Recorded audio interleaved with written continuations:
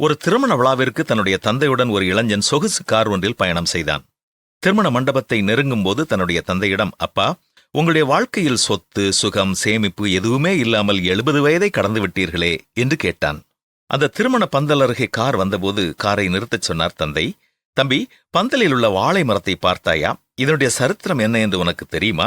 இது தன்னுடைய வாழ்நாளிலே இலை, பூ, காய், கனி, பட்டை ஆகிய எல்லாவற்றையும் தானமாக கொடுத்து விடுகிறது. இந்த வாழை மரத்தினுடைய சேமிப்பு கன்றுகள் மட்டும்தான். அந்த வாழைக்கன்று வளர்வதற்கு தேவையான அனைத்து சத்துகளையும் அதன் அடிக்கிழங்கில் விட்டுச் செல்கிறது. இப்படித்தான் ஒவ்வொரு வாழை மரமும் தன்னுடைய சந்ததியை பெருக்குகிறது. இந்த வாழ்க்கை தத்துவம் புதிய மணமக்களுக்கும் புரிய வேண்டும் என்பதற்காகத்தான் நம்முடைய முன்னோர்கள் மணப்பந்தலிலே வாழை மரம் கட்டுவதை பழக்கமாக வைத்திருக்கிறார்கள். தந்தை கொடுத்த உயிர்தான் மனிதனுக்கு மூலதனம். அதனை கொண்டு முன்னேறுவதுதான் தனக்கும் தன்னுடைய தந்தைக்கும் பெருமை.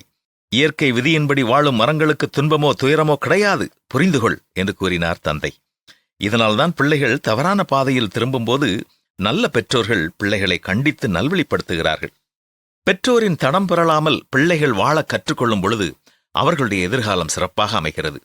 வேலை பளு எவ்வளவு இருந்தாலும் குடும்ப உறவுகளுக்கு முக்கியத்துவம் கொடுக்கும் பிள்ளைகளுக்கு சமுதாயத்திலும் நல்ல மதிப்பு உண்டு. வாழை மரம் கற்றுத்தரும் பாடங்களை கற்றுக்கொள்வதோடு பெற்றோரோடு இணைந்து வாழும் பிள்ளைகளின் சந்ததியும் செழித்து வளர்கிறது. தாயின் போதகத்தை தள்ளாதே, தகப்பனின் புத்தியை கேள் என்பதுதான் பரிசுத்த வேதமும் நமக்கு கொடுக்கும் அறிவுரை. பெற்றோரின் அறிவுரைகளை கேட்டு நடப்போமா பிள்ளைகளே?